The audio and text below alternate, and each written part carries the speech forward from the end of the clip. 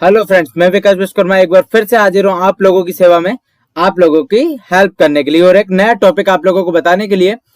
आज हम लोग एक्सेल में जो हमारा पुराना टॉपिक था उसी का आगे का कंटिन्यू करेंगे। पुराना टॉपिक जो था वो हमारा ये था कि हम लोग एक्सेल में कॉलम्स को कैसे हाइड कर सकते हैं, और आज का हमारा जो टॉपिक है वो रहेगा कि हम एक्सेल में हाइड किए हुए टॉपिक को अनहाइड कैसे कर सकते हैं। मतलब जो कॉलम है वो हमारा अगर हाइड किया हुआ है हमने, तो हम उसे अनहाइड किस तरीके से कर सकते हैं, ये आज हम यहाँ पर सीखने वाले हैं।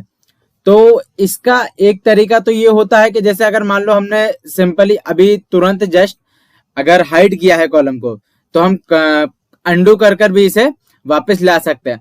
लेकिन सेकंड कंडीशन जो होती है, कई बार होता है कि हम बहुत सारे कॉलम्स हाइड करते हैं एक साथ, तो हम लोगों को उस कॉलम को वापस लाना है, तो फिर हम कैसे लेकर आएंगे। तो देखिए यहाँ पर मैं आपको थोड़ा जूम करके दिखाता हूँ। यहाँ पर देखिए, हमने यहाँ पर एक कॉलम को हाइड किया था बी और डी के बीच में, सी नंबर का जो कॉलम था वो हमारा यहाँ पर हाइड है।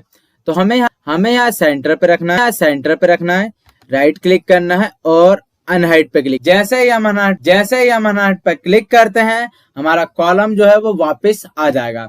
तो इस तरीके से हम इजीली हमारे जो कॉलम को हाइड और अनहाइड कर सकते हैं। पिछली वीडियो में आप लोगों ने सीखा कि हम लोग कैसे कॉलम्स को हाइड कर सकते हैं, और आज की वीडियो में मैंने आप लोगों को बता दिया है।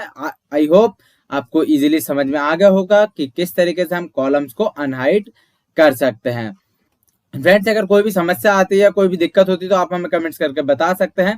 फ्रेंड्स, अगर वीडियो अच्छी लगी हो और आपको नॉलेजेबल हो या हेल्पफुल हो, तो आप प्लीज चैनल को सब्सक्राइब जरूर करके रखें, क्योंकि ऐसी वीडियोस हम लोग चैनल पर नई नई लाते रहते हैं। और हाँ, वीडियो को लाइक करना और कमेंट्स करना ना भूलिएगा। Thank you so much.